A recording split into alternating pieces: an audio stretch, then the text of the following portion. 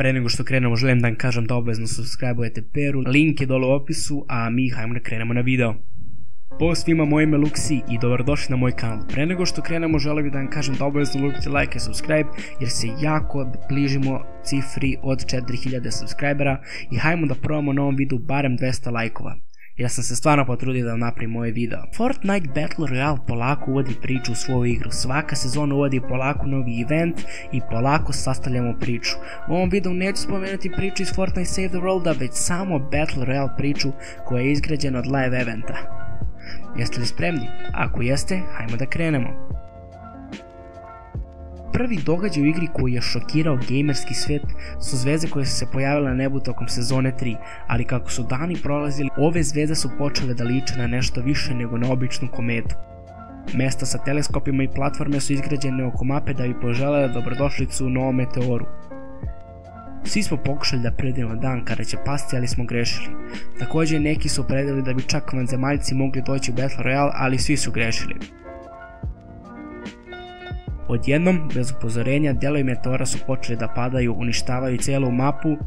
Također su ometali fajtove drugih ljudi i pravili svuda štetu. Možete pogledati kako je to izgledalo.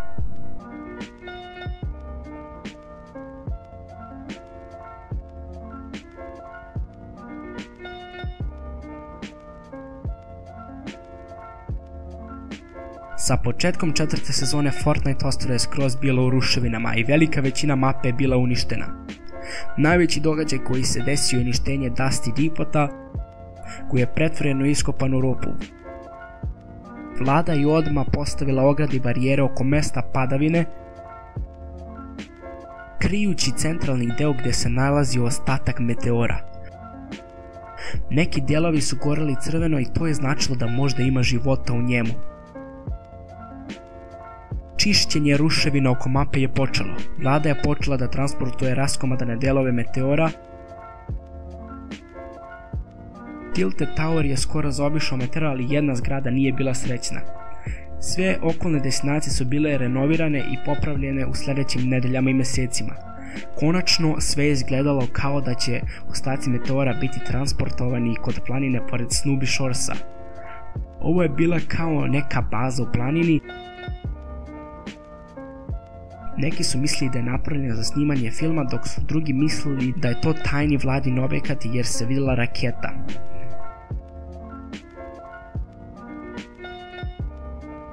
Sve se to promenilo kada je odjednom deo meteora u Dusty Depotu bio otvoren. Kogod da je bio unutra ostavio je veliki trag razaranja. Vizitor je došao, ali ništa se nije znalo o njegovom poreklu, ali brzo je našao način da pokrene raketu i došao je dan lansiranja. Prenosni signal je bio prenešen na sve televizije i brojavanje da bi pripremili sve ljude za lansiranje. Vizitor je možda hteo da osvoji mapu ili se jednostavno hteo vratiti kući. Ono što se sljedeće desilo se desilo samo jednom i nije moglo biti ponovljeno. Ovako je izgledalo lansiranje rakete.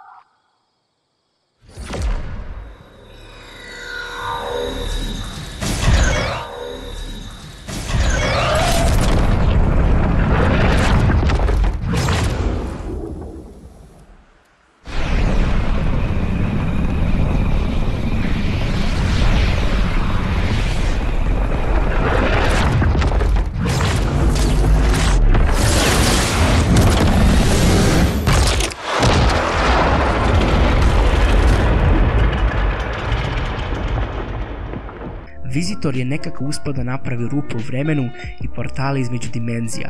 Izgledao je kao da će Tilted Tower biti uništen, ali neispravnost rakete izazvala da raketa promeni smjer. Rift je počeo da guta Fortnite svet.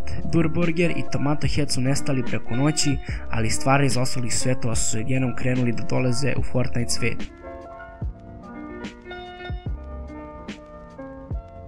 Koče su pronađene iznad Mostimajera, skelet velike životinje ili možda dinosaurusa u Mostimajeru i veliko sidro je bilo nađeno između Greasy Grova i Snoopy Shoresa. Ovim eventima se završila sezona 4 i došla je sezona 5 i promenila svet Fortnite-a još više. Kada se Rift otvorio, izazvao je da se Drift i Durburger kao i ostale stvari pojavljaju na ostrvu.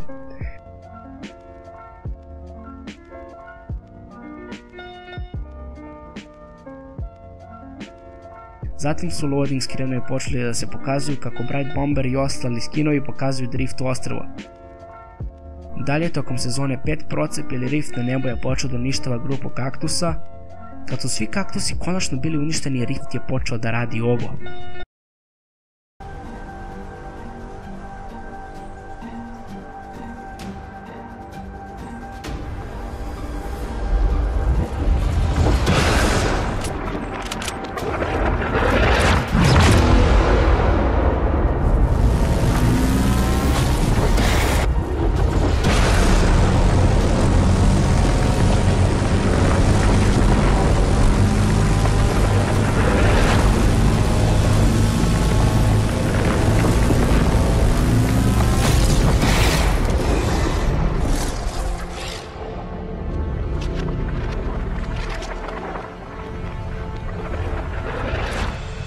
Pojavila se misteriozna kocka koja je kada se približite davala shield, ali je bila veoma opasna ako je pucate, pa smo svi ubili jedni druge.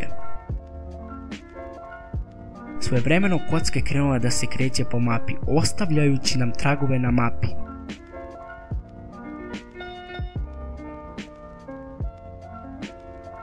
Tokom sljedećih mjeseci kocka je nastavila svoj put i srušila zgradu koje su bile na popravci još od sezone 4. Idemo nazad na loading screenove.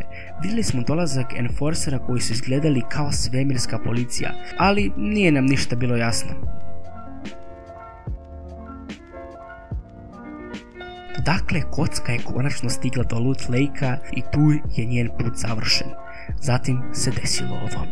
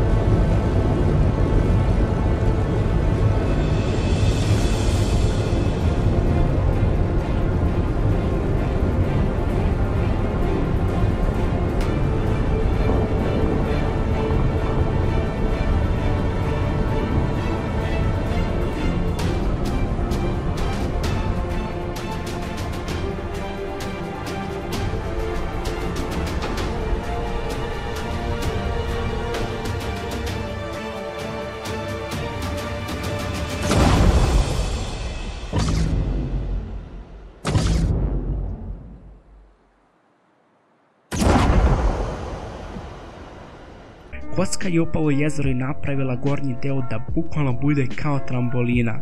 Loot Lake je bukvalno postao trambolina lake. Nedelju dana kasnije stvari se ponovo menjaju. Sezona 6 je počela i stvari se još ne završavaju. Kocka je podigla Loot Lake Island na nebo i ostrvo je počelo da se pomera.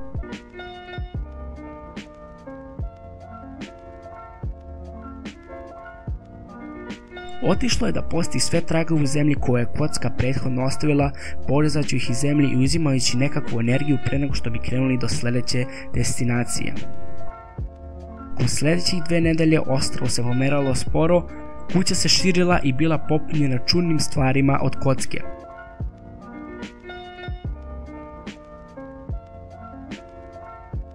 Kada je kocka došla do početne tačke, novi fenomen se pojavio. Svi tragovi koje je kocka ostavila su bili okolo ostrva i izgledalo je kao da se hrani tom energijom i tokom ostalih nekoliko dana kocka je došla do njenog maksimuma.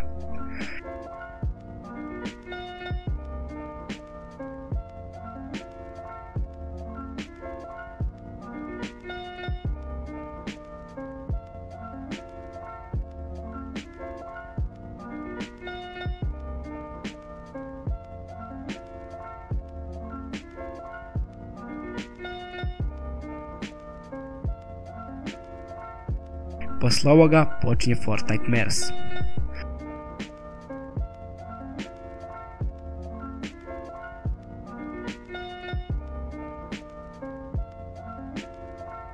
Ostrvo je bilo prepuno mesta gdje su se stvarali zombiji. Loot Lake ostrvo je bilo eksplodiralo na delove, ali posle ovoga kocka je krenula da puca i energija joj je slabila.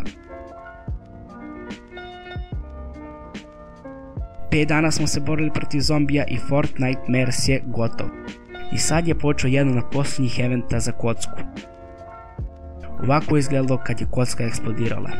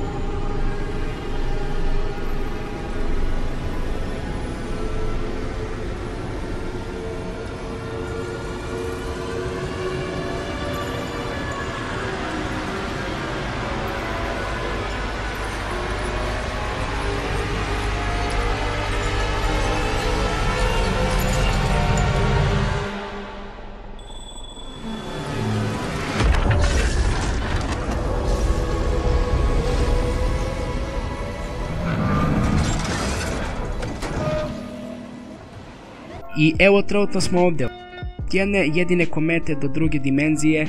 Prvi deo priče kao da je gotov. Loot Lake se skroz promenio i pretvorio u raj bukvalno. Imamo cveće, leptire, dugu itd. itd. Ali da li je ovo početak kraja ili kraj početka? Šta će se desiti sljedeće? Da li možete predvidjeti sljedeći događaj? Ako vam se svidio ovaj video, obavezno ostavite like, subscribe kao znak podrške i vidimo se u sljedećem videu. Pozdrav!